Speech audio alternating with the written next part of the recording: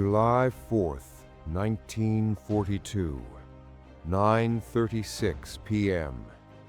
Barents Sea, 400 kilometers north of Norway. Captain Jack Broome, commander of the escort for Convoy PQ-17, holds a radio message he has just received from the British Admiralty in London. Three words that will doom 35 merchant ships. Convoy is to disperse immediately. He reads it again, checks the code. It can't be right. To disperse means abandoning 35 merchant ships loaded with 156,000 tons of war supplies without coordinated protection in the middle of the Arctic, an ocean crawling with German U-boats and bombers. It is a death sentence. And over the next 5 days, merchant sailors would learn a brutal lesson. Sometimes the greatest danger doesn't come from the enemy, but from decisions made far away by their own command.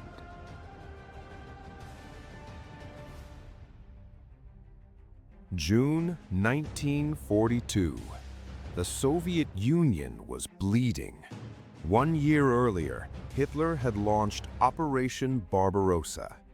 3 million German soldiers tore into the Red Army. Moscow nearly fell. Leningrad was under siege. Stalin demanded help urgently. The British and Americans responded with the Arctic convoys, long lines of merchant ships carrying tanks, aircraft, ammunition, and supplies through the most dangerous waters on Earth, bound for the Soviet ports of Murmansk and Archangel. The Arctic route was a nightmare. Sub-zero temperatures, violent storms, ice coating the decks. Crews had to smash it constantly, or the ships would grow so top-heavy they could capsize. And the route lay within range of German bombers based in occupied Norway. It was infested with U-boats, patrolled by German destroyers and cruisers. But the greatest fear had a name: Tirpitz, the most powerful battleship in Europe. 42,000 tons, 15-inch guns, hidden in Norwegian fjords, waiting. The British were obsessed with Tirpitz. Winston Churchill personally demanded daily updates on its location. The mere threat of its sailing forced the Royal Navy to keep entire fleets on standby. In June 1942, Convoy PQ-17 assembled in Iceland. 35 merchant ships, 3 rescue vessels, American, British, Soviet, and Dutch crews. Their cargo was staggering: 297 aircraft, 594 tanks, 4,246 military vehicles, 156,000 tons of supplies. The initial escort included destroyers, corvettes, minesweepers, armed trawlers, submarines, and anti-aircraft ships. In command was Captain Jack Broome, experienced, capable, but he had never led an operation of this scale. Several days away sailed the covering force, 4 cruisers under Rear Admiral Louis "Turtle" Hamilton, nicknamed for his cautious, methodical nature. Further still was the heavy fleet, battleships, a carrier, cruisers, and destroyers under Admiral John Tovey. Back in London, the First Sea Lord, Admiral Dudley Pound, monitored everything obsessively. Pound was gravely ill, suffering from an undiagnosed brain tumor that impaired his judgment. No one knew. On June 27th, PQ-17 departed Iceland, and 3,000 kilometers to the south, in London, Dudley Pound was about to make what many would later call the worst naval decision of World War II.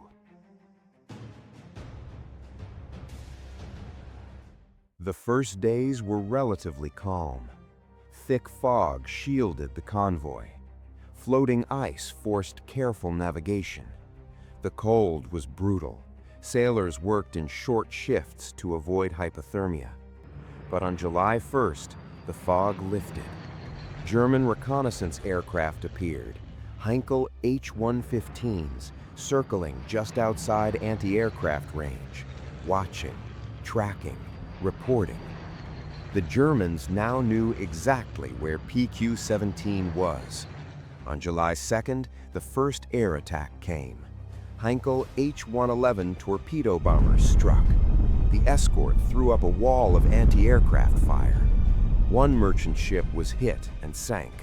The convoy held formation. 34 ships continued. On July 3rd, attacks intensified. U-boats began circling. U-456 sank the American Liberty ship SS Christopher Newport. 33 ships remained. In London, Admiral Pound pored over intelligence reports. Where was Tirpitz? British reconnaissance had spotted her in Altenfort days earlier, but now, uncertain.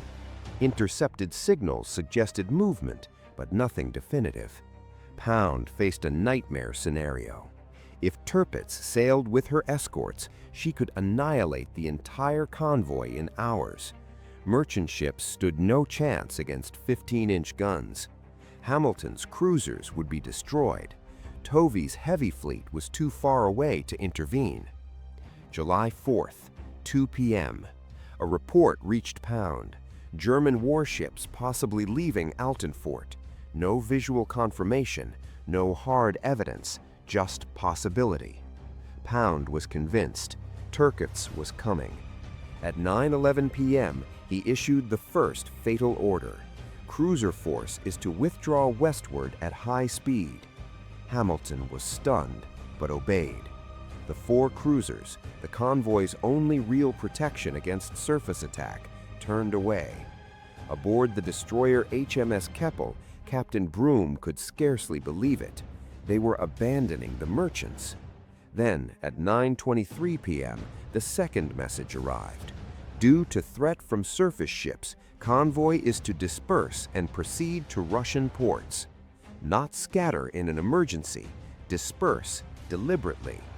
11 minutes later, at 9:36 p.m., the third message arrived. Convoy is to disperse immediately. Broome read the orders 3 times. Then he looked out at the 33 merchant ships sailing in disciplined formation, and he knew he had just signed their death warrant.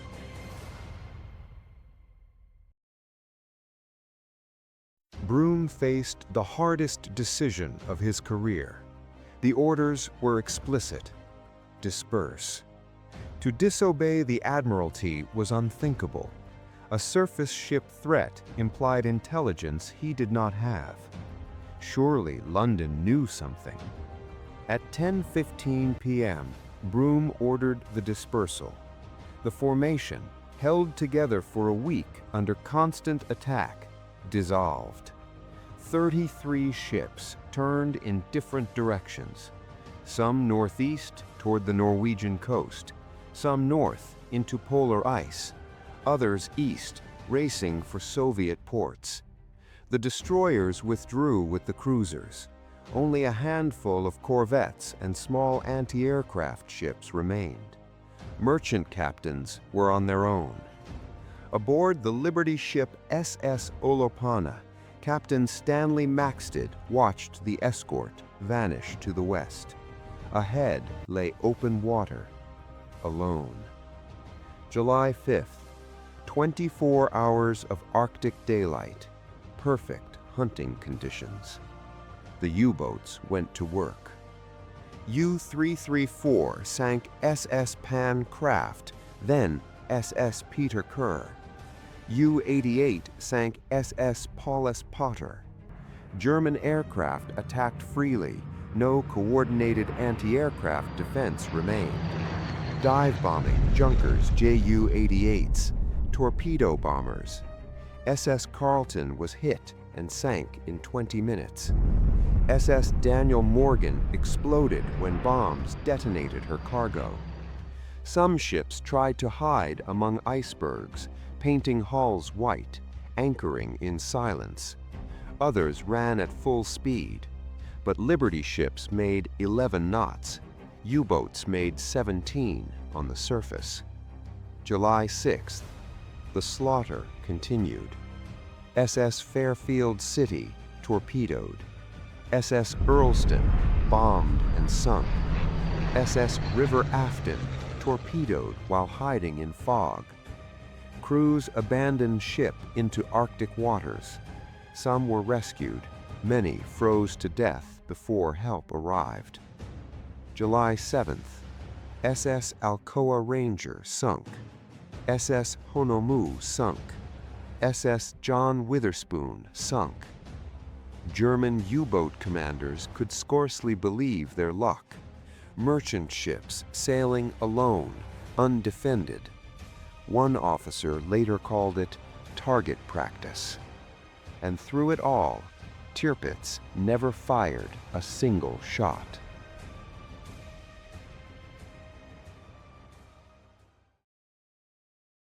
While ships were being destroyed, the truth surfaced in London. Tirpitz had never left.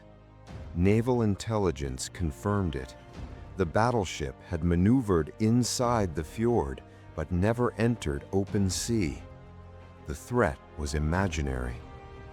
Admiral Pound had ordered the dispersal based on fear, not fact. When Admiral Tovey learned the truth, he was furious. He called it the murder of the convoy. By July 10th, it was over. Of the 35 merchant ships that left Iceland, 24 were sunk, 11 reached Soviet ports. Of the cargo, 99,316 tons lost, 430 tanks destroyed, 210 aircraft lost, 3,350 vehicles gone, 153 merchant sailors died. The Germans lost 5 aircraft, no U-boats, no ships.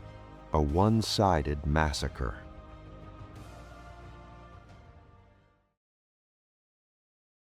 The PQ-17 disaster ignited outrage. Survivors spoke of abandonment. Families demanded answers. The Admiralty blamed bad luck. The truth was buried, protected by wartime secrecy.